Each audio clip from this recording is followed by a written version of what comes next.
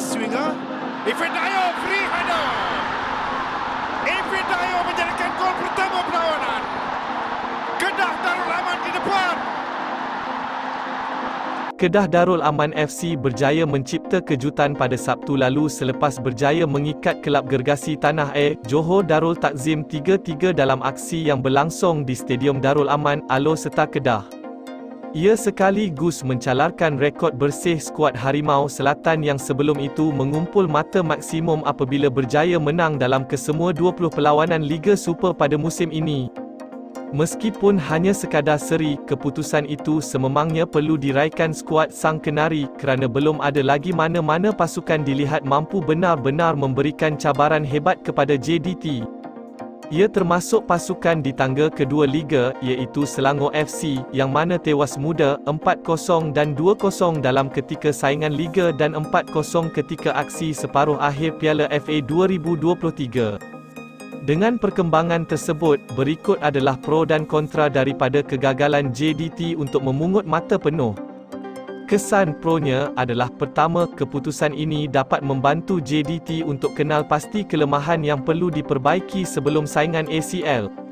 Keputusan berkenaan sebenarnya boleh dilihat sebagai satu wake-up call bukan sahaja kepada pemain-pemain tetapi juga barisan kejurulatihan JDT mengenai aspek yang masih perlu ditambah baik. Ia lebih penting kerana JDT kini sudah perlu memulakan persediaan mereka untuk beraksi di saingan Liga Juara-Juara AFC ACL 2023-2024 yang akan bermula pada pertengahan bulan depan. Disebabkan itu, keputusan seri ini seharusnya menyedarkan skuad Harimau Selatan untuk tidak terlalu selesa dengan dominasi ditunjukkan di saingan domestik. Antara kelemahan ketara yang boleh dilihat pada perlawanan tersebut adalah kegagalan barisan tengah JDT yang terdiri daripada Juan Muniz, Wong Han dan Kunimoto untuk mendominasi bahagian tengah terutamanya pada separuh masa pertama.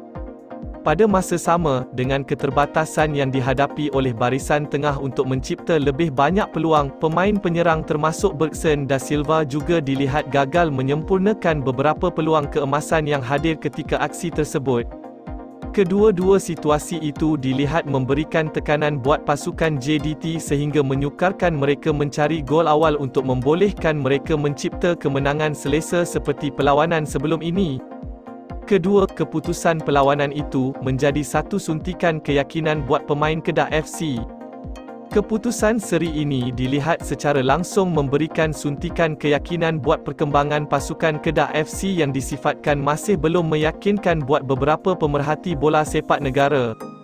Skuad Sang Kenari ketika ini boleh dikatakan masih dalam proses pembentukan selepas daripada rombakan besar-besaran untuk memasuki musim ini, termasuk dengan melantik jurulatih baharu, Nafuzi Zain.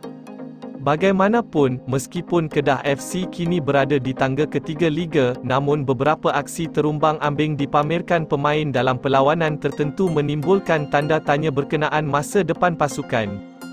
Ia selepas skuad negeri Jelapang Padi itu tersingkir di tangan pasukan bawahan dalam dua kejohanan, iaitu ketika pusingan pertama Piala FA ketika menentang Penang FC dan pusingan ke-16 Piala Malaysia menentang Perak FC. Sehubungan itu, dengan persembahan terbaik musim ini yang dipamerkan oleh anak buah Nafuzi pada Sabtu lalu, ia pastinya menyuntik keyakinan bukan sahaja kepada penyokong, tetapi juga buat pemain, berkenaan dengan hala tuju pasukan. Ketiga perlawanan ini membantu pasukan lain untuk memberi cabaran lebih hebat kepada JDT. Dalam saingan Liga musim ini, JDT dilihat sebagai sebuah pasukan yang benar-benar sukar untuk disaingi. Selain daripada rekod 20 kemenangan berturut-turut, JDT juga dilihat mempunyai catatan bolos yang sangat rendah iaitu hanya sekadar ditembusi sebanyak 7 kali. Malah, skuad Harimau Selatan juga tidak pernah dibolosi lebih daripada satu jaringan dalam satu-satu perlawanan. Bagaimanapun, kejayaan Kedah FC untuk membolosi gawang JDT sebanyak 3 kali membuktikan bahawa kekebalan skuad Harimau Selatan bukanlah sesuatu yang mustahil untuk diruntuhkan. Ia terutamanya oleh pasukan yang mempunyai kualiti pemain lebih kurang sama seperti skuad Sang Kenari. Selain bertemu PDRM FC, Kelantan United FC, Kuching City FC dan Penang FC, JDT juga akan berentap dengan Seri Pahang FC yang berada di tangga keempat Liga dalam 5 aksi terakhir Liga. Manakala kontranya dari perlawanan ini adalah: pertama, ia telah membuka mata kepada pesaing JDT di ACL. Dalam pada itu, kegagalan JDT menang pada perlawanan Sabtu lalu juga pastinya secara langsung membuka mata buat kelab lain yang akan bersaing menentang skuad Harimau Selatan dalam kumpulan 1 ACL. Lawan JDT bukanlah calang-calang pasukan kerana ia terdiri daripada kelab utama yang mewarnai kejohanan tertinggi kelab bola sepak Asia. 3 kelab tersebut ialah Kawasaki Frontale dari Jepun, Ulsan Hyundai dari Korea Selatan, dan BG Pathum United dari Thailand.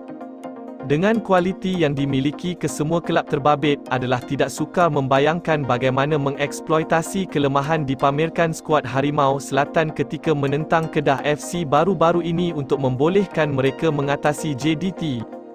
Kedua, dalam perlawanan itu, pemain JDT kelihatan mula tunjuk keletihan. Rekod 25 kemenangan berturut-turut termasuk ketika kejohanan Piala Malaysia dan Piala FA dilihat mula memberikan kesan terhadap status kecergasan pemain. Pada masa sama, ia juga membuka mata buat jurulatih JDT Esteban Solari untuk menilai kembali kaedah penggiliran pemain yang dilaksanakan ketika ini. Sebagai contoh, terdapat beberapa pemain utama dilihat berkemungkinan tidak mendapat rehat yang mencukupi kerana digunakan dengan agak kerap meskipun di dalam perlawanan yang tidak begitu penting mahupun mencabar. Antara pemain yang dimaksudkan ialah pemain sayap kanan sensasinya Arif Aiman Hanapi, penyerang Bergson Da Silva, dan kapten pasukan Jordi Amat. Ketiga, JDT gagal cipta sejarah baharu dunia bola sepak. Keputusan seri pada Sabtu lalu menyebabkan JDT tidak dapat meneruskan penciptaan rekod menang penuh semua perlawanan dan juga terpaksa menangguhkan pengesahan sebagai juara Liga Super 2023 dalam perlawanan seterusnya. Ia juga sekaligus memadamkan harapan yang mungkin wujud dalam kalangan penyokong JDT untuk mencipta sejarah dunia menjadi satu-satunya kelab bola sepak dunia yang menang dalam kesemua perlawanan Liga untuk satu musim. Keputusan itu pastinya agak mengecewakan kerana dalam 6 perlawanan terakhir Liga, JDT hanya bertemu 2 pasukan di kelompok teratas Liga iaitu Kedah FC dan Seri Pahang FC. Baki 5 lagi perlawanan adalah menentang PDRM FC, Kelantan United FC, Kuching City FC dan Penang FC. Bagaimanapun, di sebalik kekecewaan tersebut, JDT masih berada di landasan untuk mencipta satu sejarah baharu pada musim ini iaitu menjuarai Liga Super buat kali ke-10 berturut-turut.